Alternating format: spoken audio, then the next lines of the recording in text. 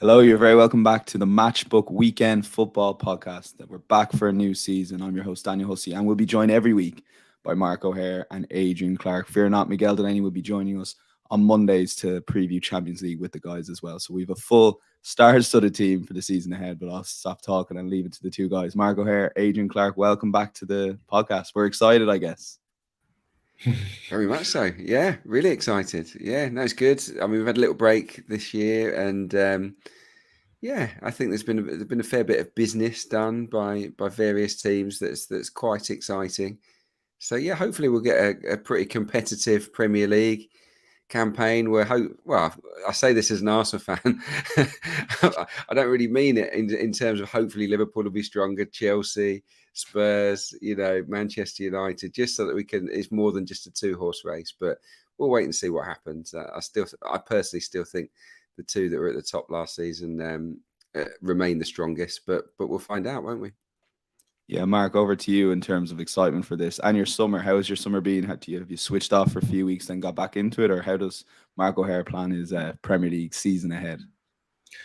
I'm not going to lie. Last season did nearly break me. I think with the World Cup in between as well. Towards the end of May, I was really flagging and struggling for sort of inspiration and excitement in some weekends, which is quite unusual, really. But yeah, the break has done me good. Got married and I've done lots of sort of traveling around, showing the in-laws a lot of the sights and scenes of the UK, which has been nice. So had a nice sort of switch off, but keeping my eye in elsewhere around the continent. And yeah, in the last sort of 10 days, 2 weeks, I've started to get my pre-season head on. This is a wonderful time of the year. It's hard work sort of trying to analyse not just the 20 Premier League teams, but the 72 in the EFL as well. A lot of business going on, a lot of change. But yeah, I think you do your homework now and you reap the benefits, later on. So looking forward to the start of the season. Always excited to sort of try and spot some Ante-Post value, and hopefully we've found a few now for you too as well. Yeah, Mark, before we get into it very briefly, we seem to say this every year. Does it feel like the likes of Chelsea, Liverpool, United are going to come back towards Man City, Arsenal? Your initial sort of reaction to that, is it going to become a little bit more open, or is it just going to be the same, Manchester City winning the league again? It's a little bit boring, but I think Man City will win the league again. If we look at the betting itself, I was quite surprised that they are 187, 188. I think that's actually a really good price. Expected them to be a little bit shorter.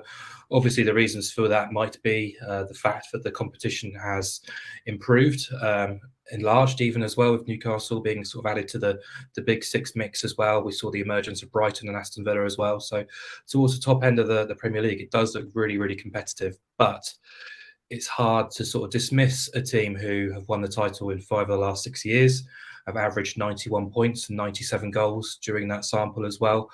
They're just very difficult to stop and very difficult to shake off, as Arsenal found out, who, Arsenal were favourites at the start of April, yet Man City still won the league with 3 games to spare, such as their dominance, such as the relentlessness of them. And I think, you look at those 2 games home and away against Arsenal. I think the first one was around Christmas time or New Year-ish, and then the second game, just night and day really between the two teams. And then to see Man City obliterate Real Madrid, see off Bayern Munich with room to spare, really, 2 of the best teams in Europe, kind of just goes to show their level. And we talk about it week on week when Man City are involved, at home or abroad. They're going off at really, really short prices because they are the highest rated team on the planet by a country mile, really. And I guess at the start of the summer, I was a little bit concerned with Gundogan leaving, Mahrez now as well. I had concerns 12 months ago as well when they sort of sold a couple of fringe players to Arsenal. But I think this year we'll see the emergence of Phil Foden, who didn't play too often last season, particularly in the first 11. Alvarez as well, I think we'll see more of. We saw more of him towards the end of last season. And Kovacic, I think, was a really smart pickup from Chelsea as well.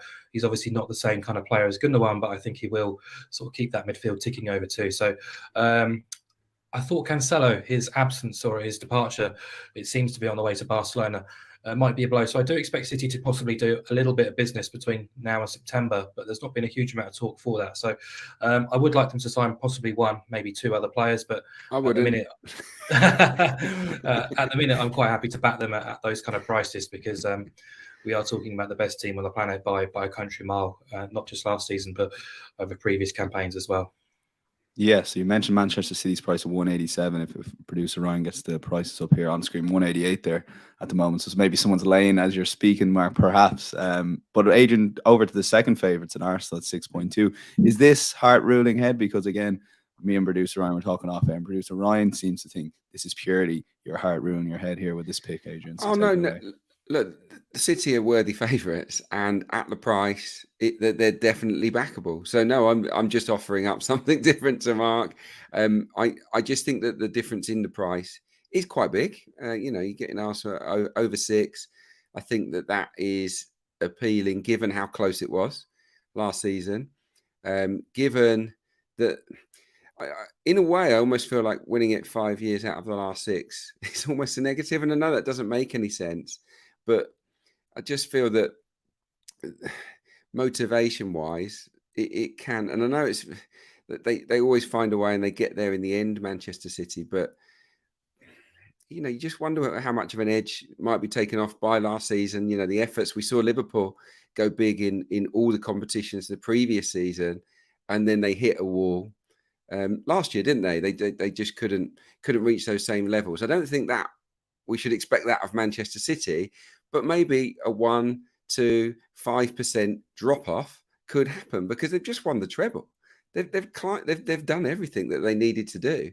Obviously, winning the quadruple will probably be their next motivation, but yeah, it's not as easy as we all think it is. I suspect to go again and go again and go again. And from Arsenal's point of view, most of the players are in their early 20s. They should improve. They should kick on and be even better this season. I'm talking about Odegaard, Saka, Martinelli, Jesus, all of these guys, Saliba, Gabriel. They all have scope for big improvement. Arsenal have lost Xhaka, but they've brought in 3 quality players, in my opinion. Declan Rice is a huge acquisition. He really is. I think he's going to be worth a few extra points over the course of 38 games. Timber's going to be a really, really useful player. Can play across the back 4, and Havertz too. I think will be much more suited to Arsenal's style of football, and I expect him to pop up with more goals than Xhaka did last season, wherever he plays, really. So I think Arsenal should be better. And if they got 85 points last year or thereabouts, 84, 85, then I think it's not beyond the realms of possibility that they get towards 90. I don't see any reason why they should regress. I know that Jesus is injured for the start of the season. That's a blow. And they might need another striker, Arsenal. But I think they can be competitive. And at the price, I think they're quite backable, actually. And I think a lot of Arsenal fans will take this price and they will have a bit of fun with it because, they're in the race. Yeah, a lot of Arsenal fans already take the price.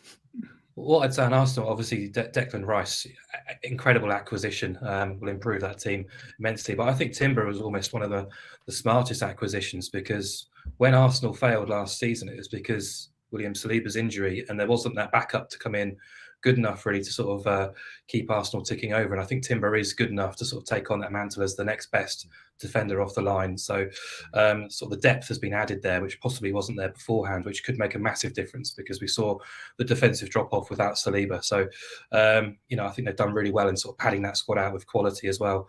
Just adds that extra competition. So they're a really exciting side to watch this year, especially with Trossard now as well, having had time to sort of bed in. So yeah, I'm really excited to see Arsenal, hoping that they will push City even further this time around. And, out of the best of the rest, I think they definitely are sort of top of that list at 6.2 to win the title. Yeah, I mean, Liverpool are put in the next. I think Liverpool are the only other team that I can see possibly doing it. I think Man United have got so much work to do, spent a lot of money, but it feels like Ten Hag's still building the identity of that team. It's still a work in progress.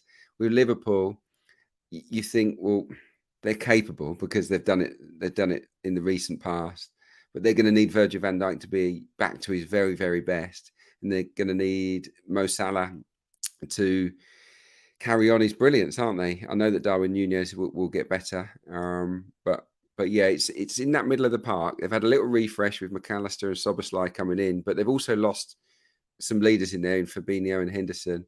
It's quite and others have gone. Other big characters have gone from that dressing room over the course of this summer. I just wonder whether that's going to be a negative for Liverpool. that sort of nous may be diminished to some degree, but we'll wait and see on that. But yeah, I think City, Arsenal, Liverpool is kind of the order I have it in. But we'll see. And look, the market has it there, Mark. A couple of teams that we won't touch on maybe later on. So maybe Adrian brought up Liverpool if you want to briefly mention them. But Manchester United 12.5, Chelsea 17.0. How do you rate their chances? Has the market got it more or less correct as we build up to the start of the season? Yeah, I think so. Liverpool, we know their top level is exceptional, but it's adding that consistency. Last season we saw them beat Man City, and then the following week lose to Nottingham Forest. They demolished Man United, and the next week they lost at Bournemouth. I do think the midfield overhaul, whilst necessary, might take them a bit of time to sort of find their top level. So they have hit 90 points in 3 of the last 5 seasons. So they have got the potential to go there and run City close, but I just wonder whether they might need a little bit more time. Arsenal, for me, feel possibly a little bit more box ready to challenge again than Liverpool. Although no Champions League football for Liverpool, they are in Europe elsewhere. I don't suppose they'll be putting all their eggs in the European basket now. I think there will be full focus on the Premier League. In terms of United, I think United, no one's really talking about United, which is surprising, really, because they had a very successful season, finishing top 4, finalists in 2 cup competitions, winning a trophy. They were imperious, really, for the most part at Old Trafford. It was just getting those results away at top half teams where they were totally atrocious. The takeover talk has dragged on a lot, and I think that's kind of hamstrung things a little bit off the field. Mount and Onana are handy pickups. Rasmus Højlund, a very exciting player, but they probably overspent a little bit there, but shows their ambition at least. But still probably have a bit of a bloated squad in places, and I still think Ten Hag, as Adrian says, is trying to iron out things in terms of not just the process, because he hasn't been able to play the way in which he prefers to play, but in terms of the culture there at the club. Add in Champions League commitments this time around as well. I don't see a huge improvement, but I do think they will be there or thereabouts. Chelsea are the interesting one, because at the start of the summer I was very much keen to get them on side in the top 4 market. No Champions League football, a significant upgrade in the dugout compared to where they ended the season. In Pochettino, a coach who's got a track record of getting the best out of burgeoning young talents. They've signed some really exciting players, Jackson obviously, but Nkunku, who everyone forgot about because the deal was done so early. He's a massive addition. I know he's going to be injured for the start of the season, but he could really tear this league apart, really. And the issue I have, the other positive as well is obviously Reece James and Ben Chilwell fit and available on both flanks. Enormous. That happened very rarely last season. I think Enzo Fernandez has got a big, he could be exceptional. But at the moment, I just think they're a bit threadbare in key positions, possibly centre half. Midfield, they basically lost all their midfielders bar Enzo, didn't they? So there's a lot of work still to do, really, for Chelsea.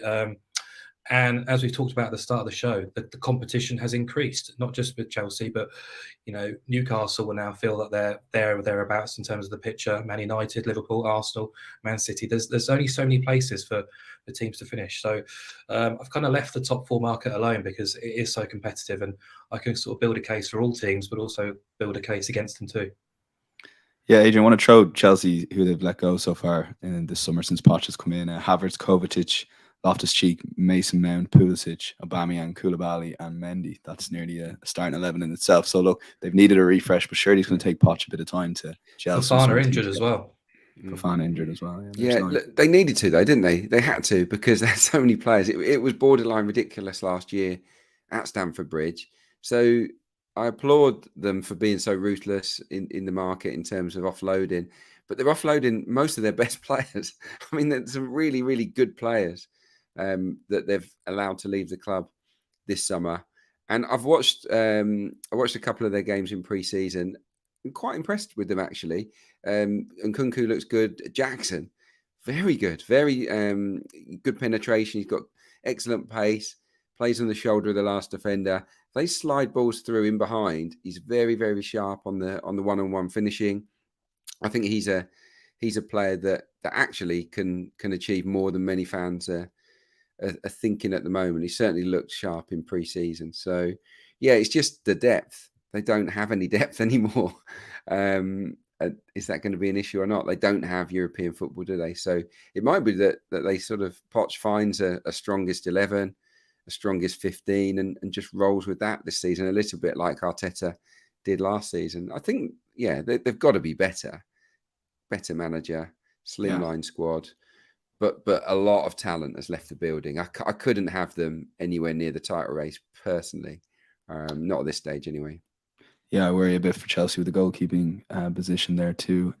We'll just briefly look at the top four market. Mark alluded that there won't be any picks for the top four. The guys have a couple of selections each in the top six. But yeah, it is interesting that it's Man City, Arsenal, Liverpool, Manchester United. Then we've got Chelsea, Newcastle, Spurs, and that sort of leads into the top six finish. But look, top four finish. Man City 1.05 on Matchbook Betting Exchange currently. Arsenal 1-2 shot 1.51. Liverpool 1.58. Manchester United 1.74. Chelsea 2.6, Spurs 2.94, and look, bigger prices. At Newcastle 2.94, Spurs 5.1, Brighton 8.6, Aston Villa 9.2. The guys, as I mentioned, will have picks in the top six market, which we'll get to in just a second. But to say it, welcome back to the viewers. If you are new to here, do hit that like button. That's all we ask for. And subscribe to the YouTube channel. It's completely free. You'll see every time we go live, not just on the Matchbook Football podcast, but also the Matchbook Horse Racing podcast, as well as the Matchbook NFL podcast, which will be back next month as well. Exciting time. And do check out the Matchbook Betting Exchange. We invariably do have the best price on the odds checker grid. So let's look at that top six market. And guys, have a couple of interesting selections here. So we might go to you first on this one, Adrian. And viewers will be surprised given your allegiances of where you're leading here. But look, it's been an exciting summer for Tottenham Hotspur fans with Ange coming in and also the likes of James Maddison being signed. Does this all depend on Harry Kane, this pick, and if he stays? Or do you think even if he goes, they still have a nucleus of a good team there? Yeah, I think if Kane stays, I think it's a good price. If Kane leaves, it looks a little bit skinnier, doesn't it? But yeah, the bottom line is obviously in the top four market, I would have the four that are kind of almost unbackable. Aside from Man United, was it at 1.74? I just can't make a strong enough argument for top four, for a Chelsea, for a Spurs, for even for a Newcastle again this time around. But top six is different. Spurs are used to being in the top six, of course. It's the first time in many years that they've drifted outside of that. And I think you've got to respect Ange Postecoglou's record. It's tremendous. Wherever he's been, he has had success, and he has a way with people. He seems to press the right buttons, and I think he will sort of galvanise a squad that was, a bit lost towards the end of last season. They didn't really know where they all stood. I know that the Kane saga is really unhelpful. But once that is resolved one way or the other, I think that he will get more out of the players that are in the building. And look, James Maddison, I think, is a really good signing. I think he's an excellent player, guarantees you goals and assists. He can be little bit of a game changer. In goal, I don't know too much about Vicario, but Lloris was so bad that I can only see it as an upgrade. So yeah, I think that Tottenham have an excellent chance at top six, and I was mildly surprised to see them at the price they are. 2.3 feels reasonable for a club that expects to be in the top six every single season. They expect to be in the top four, but yeah, it's but Spurs fans will realise this is a season of transition, and it could be a very big transition if Kane leaves. The thing is, if Kane does go, which would be terrible for Spurs fans, they will have a lot of money to go and get somebody else, and I'm pretty sure that they will. So yeah, Spurs for top six feels doable in my opinion. Yeah, that price is currently 2.3, and again, it's sort of taken from the outright markets where realistically Spurs won't be winning the league, but perhaps they're more solid than those other teams around the 6th, 7th in the betting. And one of those teams, Mark, is Brighton, who I always remember the Manchester United semi-final. They were at neutral venue going off favourites against Manchester United. It just shows that the market didn't treat Brighton season as a fluke. They've signed pretty shrewdly again in the summer, and you really fancy them for a top six this year.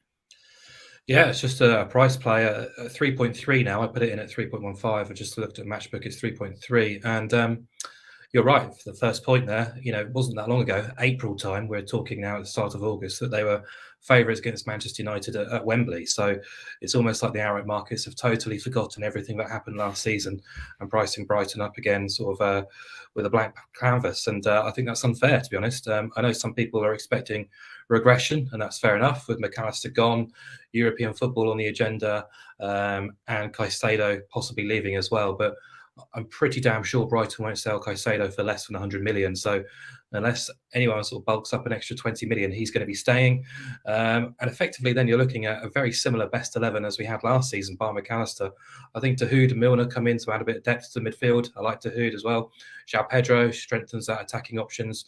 They've got a goalkeeper they picked up from Belgium who's apparently the real deal. I've not seen him, but he comes with a very good reputation. And as we always say with Brighton, they're such a smart club that you'd always back them to make positives in the transfer market, regardless of who they're bringing in, regardless of where they're from or what you know about them. So they obviously have the finances to do more business if they so wish. And yeah, just look at last season. They are ranked as the 5th best team in the Premier League according to the underlying data metrics. You look at the squad and the profile of some of those players who burst on the scene or kind of came to the English game and made a massive impact straight away. Evan Ferguson, Mitoma, Enciso, Stupinian. These guys are all a year older, going to possibly improve year on year, get better. I think Brighton will be there or thereabouts in the top half. I think they're more than good enough to challenge the top 6 yet again. I just think in terms of a price, considering the prices they were going off at just a couple of months ago in Premier League matches, how they're being dismissed now as sort of 3.3 in the top 6 market, just doesn't ring true to me. So quite happy to be on their bus again. I'd be very surprised if they suffered a major drop off. The obvious challenges here for Brighton will be Tottenham, but also Aston Villa, who signed very smartly during the summer some big names: Pau Torres, Yuri Tielemans, Moussa Diaby. Chuck in a returning Diego Carlos. They will be strong, but they did overperform and overachieve according to what they did on the field last season under Unai Emery. He's very much a marginal head coach, and they're back in Europe now as well, where he has got a fantastic record. And if you do look at his league campaign throughout his career, he's very much a cup specialist. Almost last season was kind of went against the norm with Unai Emery, enjoyed some fantastic league success, but then Villa weren't involved in cup competitions to allow that. So, I expect Aston Villa to keep on progressing and keep on pushing forward, but I think it would be dangerous to just assume that they're going to continue on that upward trajectory and get, what we saw last season, because as I said, they did sort of get the best of some very tight games, and it doesn't take a huge amount for things to sort of swing in the opposite direction, whereas Brighton were utterly dominant in almost all their matches, bar against the absolute elite team. So yeah, quite happy to be with Brighton. When you look at the prices, Daniel, of Brighton and Spurs and compare them with Chelsea and Newcastle for top 6, it's remarkable. I mean, Chelsea and Newcastle are in the 1.5 region, both of them, for top 6. And I don't think they're going to be hugely different. I just don't. I think those 4 teams are in the mix. I think there won't be a lot between them over the course of the season ahead. So yeah, I guess that's why myself and Mark have gone down this route, just a little bit more value in these 2 clubs.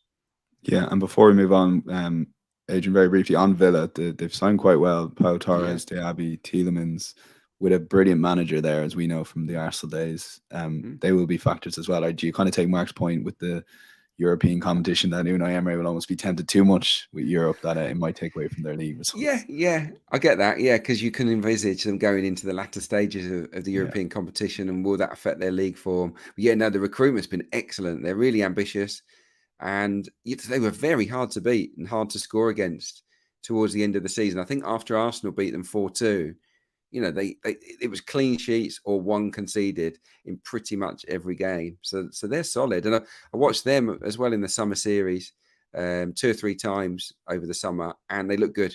It's just my only worry really is that the depth up top. I think Ollie Watkins needs someone else, to compete with him or to be his understudy, because so much rests on his shoulders. If he was to get injured, I don't know if they have the firepower necessary to get into the top 6, but Villa are on an upward trajectory, no doubt about it. Yeah, very exciting time for plenty of those teams. But the official picks for the top 6 and the second bets each for Mark and Adrian. Mark's locking in Brighton at 3.3 for top 6 finish, and Adrian going for Tottenham Hotspur at 2.3. We'll move on to a fascinating Premier League relegation market, particularly given that the top 2 in the betting take up a lot of the market. I'll quickly look at the prices here and go to you then, Mark. Luton 1.39, Sheffield United 1.69, the 2 aforementioned teams. Nottingham Forest 3.75, Bournemouth 3.85, Everton 4.2, Wolves 4.3, Fulham 4.9, and I'm going all the way down to show Burnley, who are also promoted but are way down the market at 5.7, Palace 9, and West Ham 9.6. Some interesting picks, Mark. Your 2 here. You're basically looking for a bit of value against the top 2 in the betting, I guess. Yeah, so a promoted club has been relegated in 27 of the last 31 seasons. Last season, I think, was just the second occasion all three promoted clubs stayed up. Now, I have a feeling that trend will be correcting itself a little bit and balancing out with Luton and Sheffield United expected to struggle, understandably so. I flip-flopped with Luton a little bit.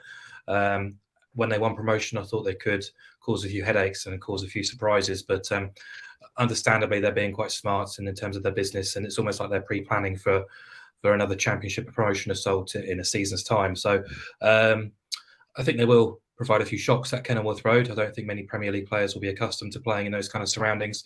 The supporters are right on the pitch and very vociferous too. So I think they could be a potential bogey team for a few down there. Blades, obviously, Iliman Jai is just gone as well. For whatever reason, I'm just not feeling them this season at all. So, and look, when you look at relegated or promoted teams in the relegation market, they're always going to be shorter than possibly you ever anticipate because they are promoted teams. The market is always well above that. So you're never going to get value prices on promoted teams to be relegated immediately. So you do have to look a little bit beyond that. I looked at one of the recent trends actually since 2010. 7 teams have finished 17th, a place above the drop zone, and 5 of those 7 went down the following year if they weren't already. So Leeds being the most recent case, Everton finished 17th last season. They're 4.1 now to be relegated this time around. I can't really work out why they're 5th favourites in the betting. Now, I like Sean Dyche. He's overachieved throughout his career, but this is looking like a really tough test, and it's a really important time for Everton. They're moving to the new stadium next season. Premier League football is absolutely paramount to their future, but Ashley Young isn't an inspirational signing. Danjuma possibly is, but they've lost a few players along the way. The squad is looking worryingly thin to me, lacking standout quality.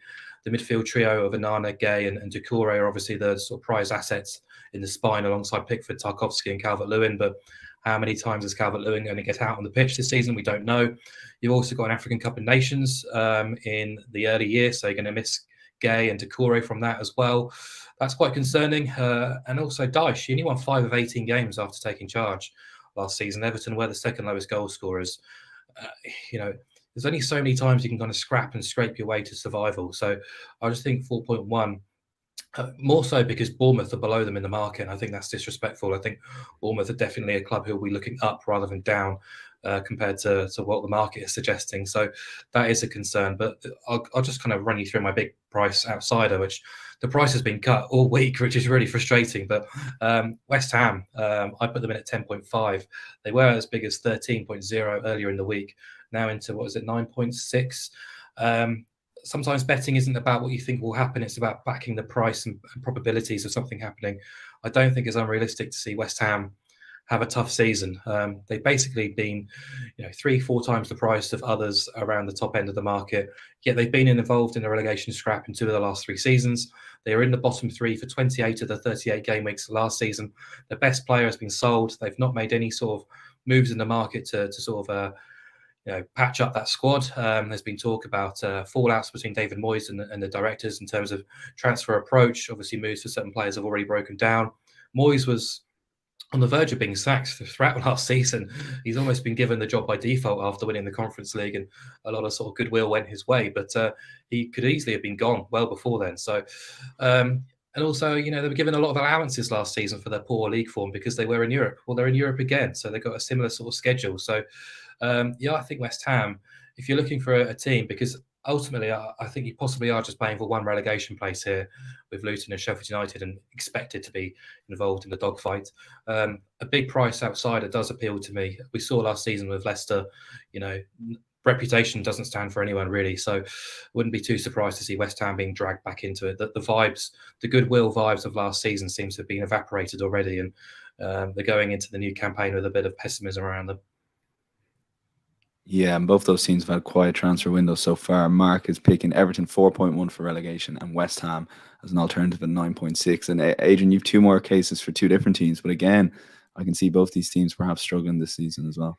Yeah, look, Luton and Sheffield United, it'd be staggering if they did survive. I've got to be honest. Losing Iliman and Jai is a real blow for the Blades. But what might be worth doing is just waiting to see if one of them or both of them start quickly, and then that price might go up a little bit. But over the course of so that might be the time to jump on board. back in Luton or Sheffield United to go down, if they start better than expected, because I can't see them surviving. Now, who has the third place? I've got a couple of alternatives. Totally, get the reasoning behind Mark's choices, that they'll be there or thereabouts, I'm sure. But I'll start with Forest. 3.75. Obviously, they are the third favourites to go down. Haven't had a good pre-season. Performances have been pretty poor. Brennan Johnson, the vultures are circling for him. Several clubs are sort of trying to outbid each other. I think Brentford are in for him, Villa are in for him, and I think it'll be hard for Forest to avoid selling him at one point. The price is getting to a point where he may go, and that'll be huge, because his pace is electrifying. And with him and Gibbs White, if you take one of those two out, they are not the same team. Very reliant also on Tao Awoniyi up front. If anything happens to him injury-wise, as it did last season, I think they might struggle for goals. And I just look at their away form, and it was so bad last year, that I don't see how they're going to improve that massively this time around. They've only really brought in Ilanga as somebody new over the course of the summer. And the big question mark is, can they be as good at the City Ground as they were last season? That atmosphere, that sort of hostile environment definitely helped them out. Their goal difference was minus 30. They conceded 68, they scored 38.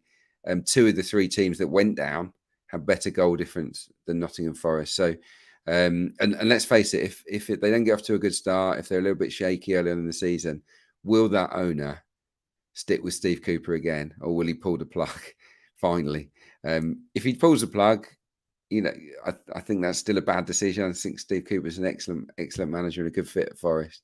But I can see that owner pulling the plug, and in which case it'll be detrimental to their chances. So I think the price of 3.75 is actually quite appealing on Nottingham Forest. The other one, Wolverhampton Wanderers. I mean, they scored 31 goals last season in 38 games. You deserve to be relegated just on that.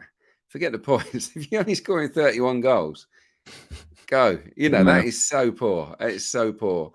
And it feels like they're going backwards. I mean, Lopetegui's not happy. There's no money. They're having to balance the books, aren't they? Matinho's gone. Cody's gone. Collins has gone. Raul Jimenez has gone. Okay, none of those were sensational last season, but there's still four good players. Unless they find some funds from somewhere to reinforce, especially in forward areas, they're going to score a low amount of goals again, aren't they? There's so much pressure on that defence to be solid. And if it cracks, they're in massive trouble. Suddenly those 1-0 wins turn into 0-0ers or 1-0 defeats. Do you know what I mean? Or 1-1. So, I think Wolves at 4.3 are appealing. They feel like a team that were brilliant. They were on that upward curve. And the last few seasons, it's just going the other way. And I can see them being in a scrap at the bottom. Yes, that's Forest 3.75, Wolves 4.3, and on Wolves, they brought back Matt Doherty as well, so hasn't been in the same form since he's left. So I don't know if that's really going to work, to be honest. We're going to move on to a fascinating market here, which is the Premier League top goal scorer, and a lot of it is taken up from Erling Haaland. You have to sort of remind yourself that Erling Haaland finished on 36 goals last season. Kane 30, Ivan Toney 20, Salah 19, Wilson 18, Rashford 17. Couple of the Arsenal players there on 15 there. You can see the betting here that we have for this season. Haaland is 1.73, Salah 14.0, Kane just ahead at 13.5, Nunez 19.0, Rashford 30.0, Jesus, who's now unfortunately injured, 46.0, Isaac 50, and bigger prices the rest.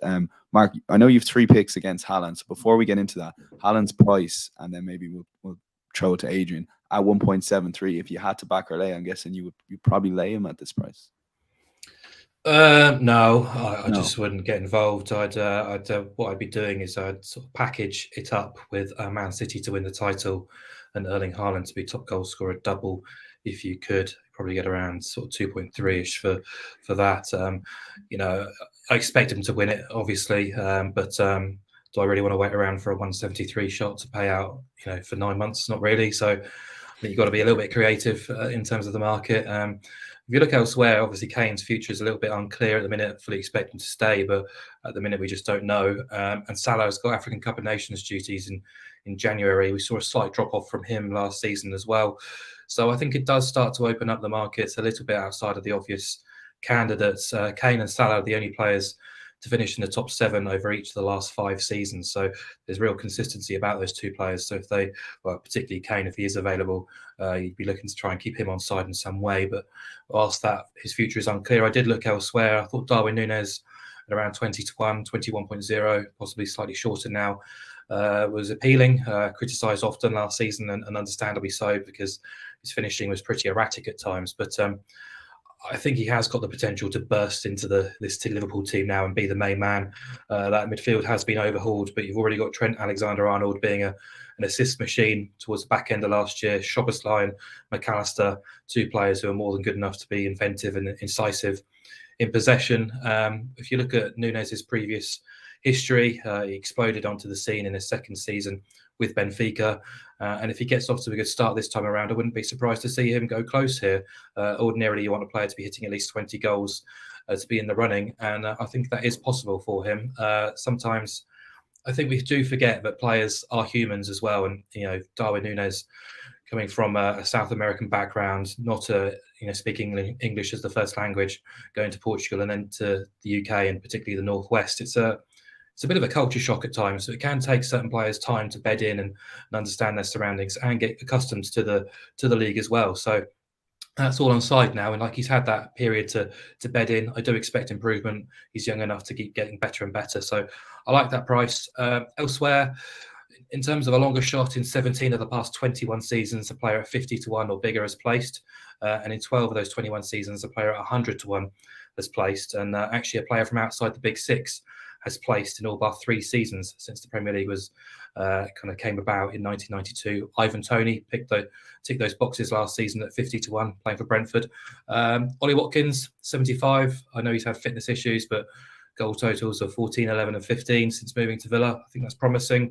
We've seen how he has proven to be the main man for Unai Emery. He scored 11 goals in his last 19 starts last season to end the campaign on penalties. A progressive team.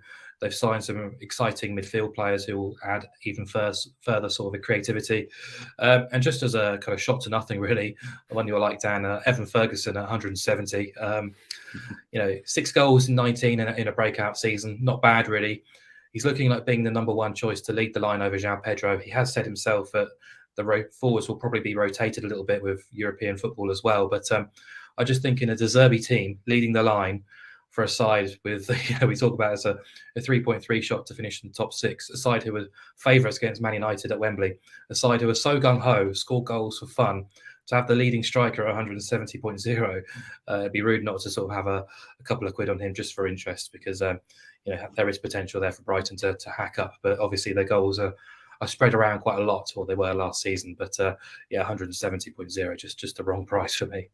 Yeah, I echo Evan Ferguson for obvious reasons, but he's going right to the top. I think it's just a question of the goals, Mark. But like you said, playing in a 3.3 for top 6 team under De Zerbi, that is very interesting. The other 2 selections, Watkins currently 75.0 on the matchup betting exchange, and Darwin Núñez is the solid bet for Mark at 21.0. And Adrian, this was a market you were kind of saying, look, Haaland's probably the most likely. Well, he is the most likely for sure, but that 1.73 you wouldn't be, or 1.75, I think you wouldn't be against it anyway.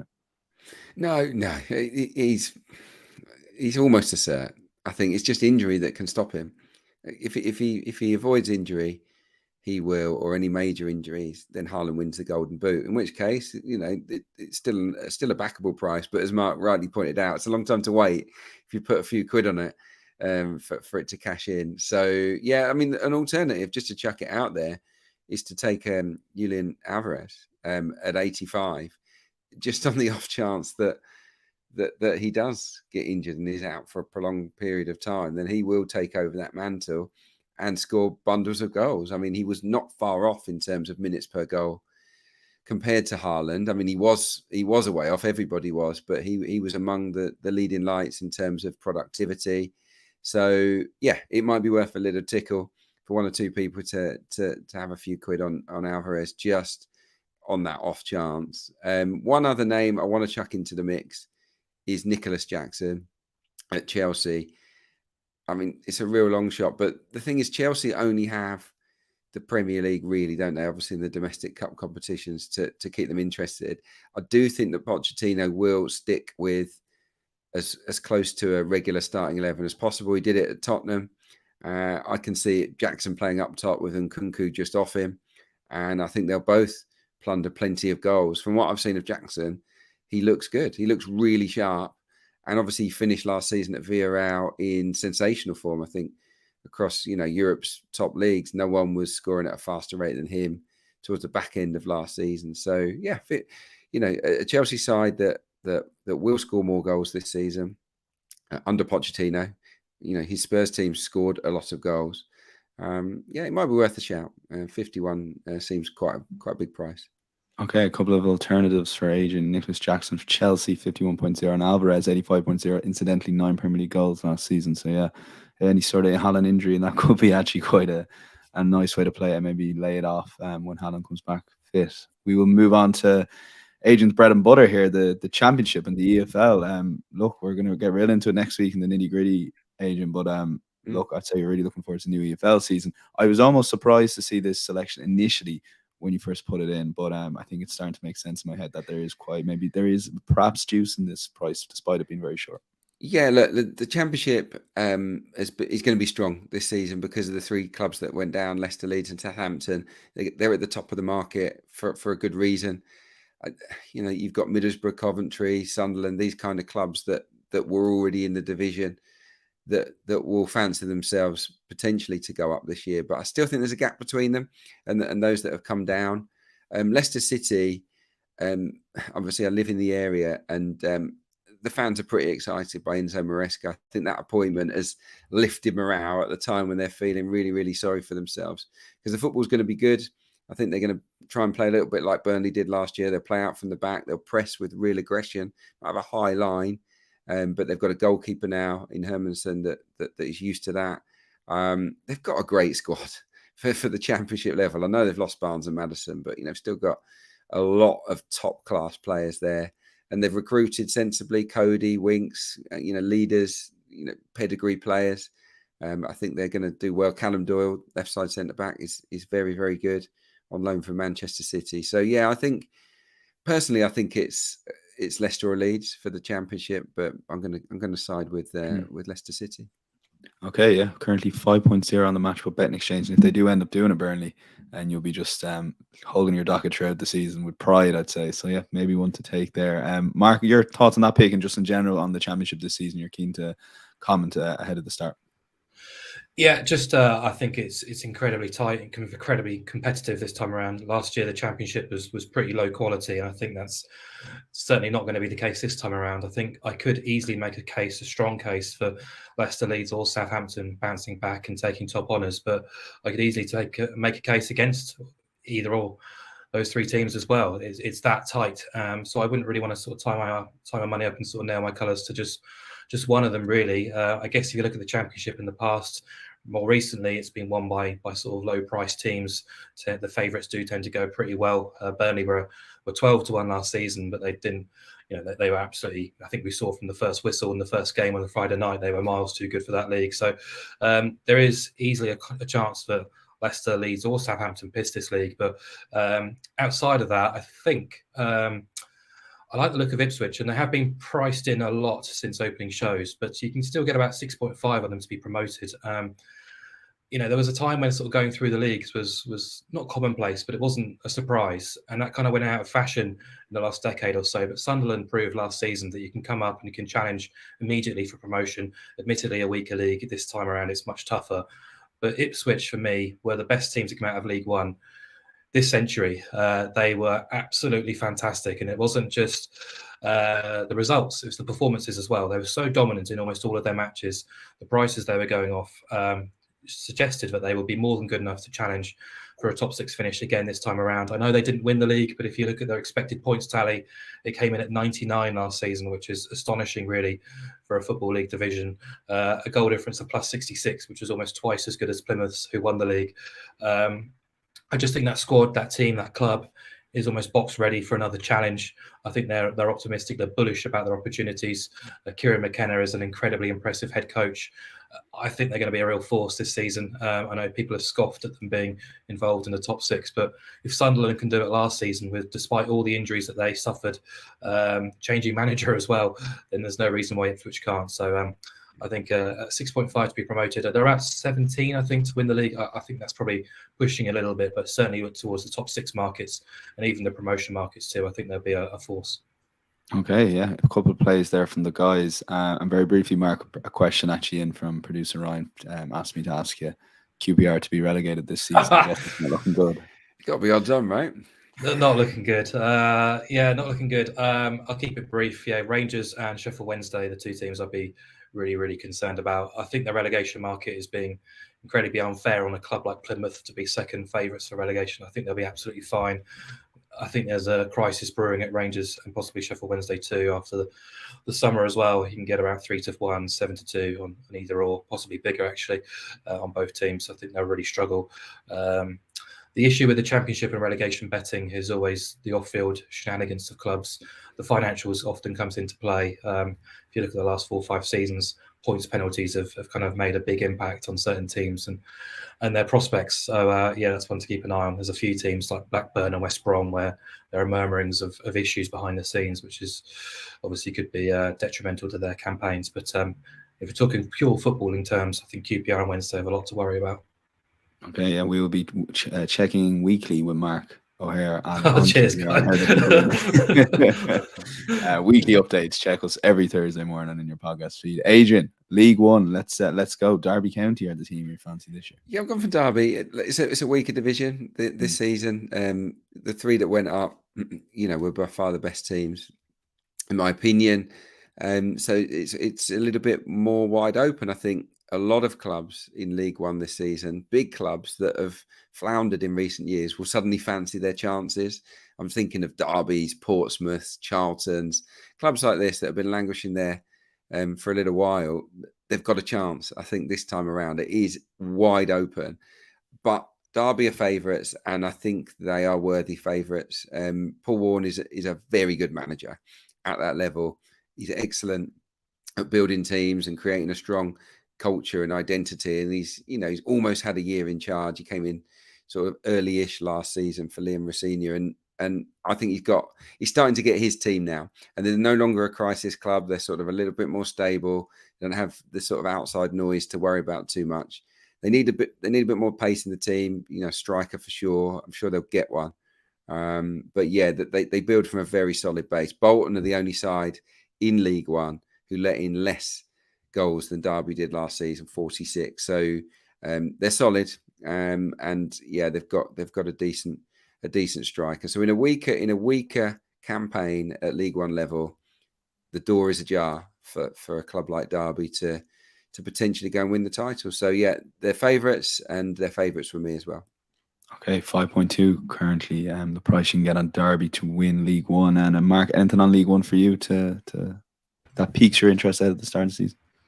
There was a bet, but the price has been cut quite significantly this week. It's been well documented. Reading have got massive issues off the field at the minute. There's talk that the 4 signings that they did make won't be able to be registered in time for Saturday because of their transfer embargo and because of the issues they're affecting off the field. Fans are, there's a huge apathy towards the club. If anything, the only thing that's getting them excited is actually a protest against the club's owners. The Medeski Stadium is quite a soulless place at the best of times. So, in the club aren't going places. It looks like it could be quite a tough season for them, and that sort of back-to-back relegation isn't uncommon either. So they were about 11-2, but I think you'd be lucky to get sort of 4-1, 5-1 now. On that, I prefer Bolton to Derby, but I think both teams will be very much sort of vying for the top spot. I like Charlton and Oxford to go very well as well, but outside of that, yeah, it would have been ready for relegation. Okay, yeah, League One is done. We go to League Two, and maybe Mark, hand over to you first in terms of any sort of thoughts on this market before we get Adrian's outright pick. Yeah, I'm really looking forward to this season, League Two. I think it's got the potential to be the best of all 4 divisions in terms of entertainment, and that's not just because of Wrexham and the Hollywood influence. Far from it, actually. I think you've got 7 or 8 teams here who, in terms of budget and in terms of playing ability, slot them into League One and they'd be challenging for the top 6, or at least the top half at the very least. I think the standard of League Two is as good as I've ever known it.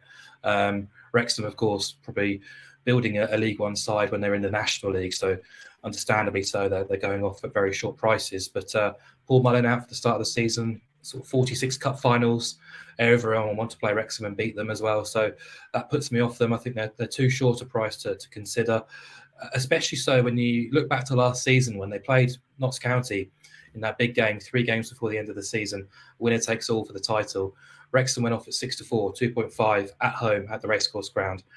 If you look at that price, that's effectively saying the market is saying Notts County were the better team on a neutral venue than Wrexham. They're the higher rated team, with Wrexham going off at that price. Yet they're about twice the price of Wrexham in these markets. Doesn't really add up to me. I know Notts County have lost a key player in Rodriguez, but they've signed some phenomenal players. McGoldrick from Derby, who was incredible in League One last season. Dan Crowley as well. They've kept McCoy Langstaff as well. Luke Williams, a very impressive young coach, implementing a fantastic style. Fully expect Notts County to challenge. I'd rather them than Wrexham, but the second selection I would have in terms of promotion, or top 3, or both really, would be Adrian's selection. So I won't sort of make a play there. That's my opinion really. But I think the top 7, top 8 really in the market is a decent degree better than the rest. And I think they're more than good enough to be in League One actually. So it has to be, it's going to be an incredibly competitive season this time around. And I just think Wrexham are artificially too short because of the interest around them. Okay, Adrian, over to you. Yeah, no, agree with everything Mark said there. Notts County for sure being underrated. I think they're, every bit as good as Wrexham, who are definitely, too short. The price. My pick was Stockport County. They should have gone up last season. They were the best team in League Two from Christmas onwards. It was only a really rough start to the campaign that cost them. In the end, they went pretty close. They weren't too many points away from automatic promotion. They just had an unbelievable run. Then in the playoffs, injuries crippled them at the worst possible time, and it proved to be a real problem. They're super solid under Dave Challoner. They conceded 37 goals in 46 league games last season, less than a goal a game. Brought in Nick Powell. Obviously, he's come down a couple of divisions to join them. He's not the only player that they brought in. Louis Barry's come in from Villa. Finally might be his time to shine, a player of real promise, of course. So, I think Wrexham and Notts County will be really strong with a couple of teams as well. But for me, Stockport's experience in League Two, the pain of missing out on promotion when they really were better than some of the teams that went up, I think will be fuel for them. And I don't expect them to make a mistake this time around. I think they'll go up. And to be champions, they're priced at 6.0, which is fine. Okay, they were favourites last season, weren't they, after winning promotion? And they made that slow start. The first 10 games were pretty slow as they kind of got used to playing in the league football again. But over the last 36 games of the season, if you just take those results, Stockport would have been 8 points clear of anyone else in that division, which kind of goes to show the quality that they have at their disposal and how good they can be.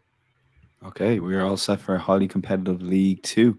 We're done with all the selections. Before we move on to long shots and best bets, do check out all these outright markets on the Matchup Betting Exchange. The best thing about using the exchange versus your regular sportsbooks, you can lay off some of your stake. Perhaps if you have one of these, maybe even these long shots at decent prices. It is a long season. If you do want to lay some of your stake back, you can get out of your bet and then keep the rest and cheer it on. So best outright long shot. We will start with you, Adrian. It's a League Two selection, so sticking with the team in League Two. Bradford City is a team that you feel are actually overpriced. Obviously I've just made a strong case for Stockport, and we've bigged up Wrexham and Notts County, but I'm actually going to go for someone else for the long shot.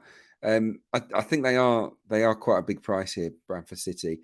A lot of punters would have been burnt on the Bantams over recent seasons. They're a giant at League Two level, and every year a lot of people fancy them to go up, for good reason, but often the off the field stuff has been a little bit of a mess there. Things have calmed down. Mark Hughes is in charge there now, and they weren't bad at all last season. They were defensively really strong, one of the best in the division. They conceded less than a goal a game, and on the road they were terrific. They were a really, really strong team. A lot of away victories last season. It was, funnily enough, at home in front of those big crowds where they struggled.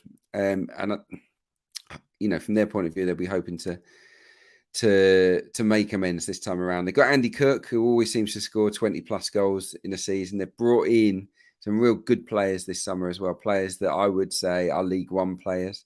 So for me, Bradford will be better. They got into the playoffs last season and just fell short in the semi-final.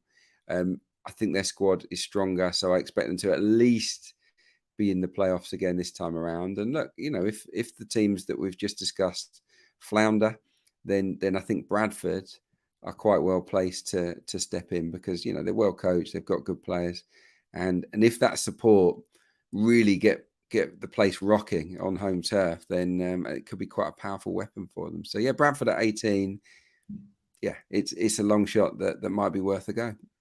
Okay, yeah, and as we touched on, you come back and then perhaps lay some of your stake off, maybe December, January time, perhaps if Mark Hughes' Bradford City are going well. And Mark, one of you touched on here, but you feel this is the best value one out there in terms of long shot. West Ham to be relegated. Yeah, they've been involved in a relegation battle in 2 of the last 3 seasons. So, what's changed between this season and last, when they were very much in the bottom 3 or thereabouts for at least 3/4 of the campaign, if not more, really? Well, they've lost their best player by an absolute mile, and they've not replaced him. They've not really made any moves in the transfer market to strengthen a squad. And I think West Ham are the kind of club, when they do get given a large proportion of money, I don't always trust them to spend it well, particularly with the bickering behind the scenes between who's in charge of identifying targets and bringing those players in. Moyes is clearly quite unhappy with the direction of travel of the club right now. And I think just all the goodwill built up after winning the Conference League last season has evaporated pretty quickly. And there's a somber mood around the club, which is a shame, really, because they should be building on that. And I think Moyes himself, as we said earlier in the show, was rumoured to be on his way for a lot of last season, managed to keep his job and keep them afloat. And a large portion of that was because West Ham are getting results at home against the sort of stragglers in the division. Their away record is horrendous, and they're back in Europe again this time around as well. So the schedule is going to be difficult, taxing as well. So clearly they've got individuals of real quality in that squad, but that didn't necessarily work in their favour last season. So I think it could be a season of struggle. I certainly see them in the bottom half, and I don't think it's a huge kind of leap to go from sort of where were they, 14th and 6 points above the drop zone to being in that mix in what we're talking about as being an even more competitive Premier League. Yeah, absolutely. Okay, West Ham to be relegated. We'll go to the top 6 mark, and stick with you. So this is the best outright bets. If you had to have one bet across the outright for the whole season, Mark, take it away. It's going to be super, super Brighton. It's the hardest thing to answer when you say just have one bet across all of your pre-season bets. It's impossible to nail one. But in terms of the Premier League, I think Brighton to finish in the top 6, just doing them a little bit of a disservice, really, in terms of the price. A team that just 2-3 months ago were ripping up the Premier League, going off really, really short prices because they were just dominating and monopolising matches in a way we haven't always seen from teams outside of the Big 6. I just think they can get better. I think that squad, that profile, allows them to improve week on week, year on year. There's certainly going to be some progression from some of those young starlets. McAllister is obviously a miss. Europe is a worry, but I think Caicedo might well stay, and I do trust them to kind of, if they need to, make some further additions to a squad, which is now starting to look like they've got a bit of depth about them, with Dahoud particularly in midfield, João Pedro up front too.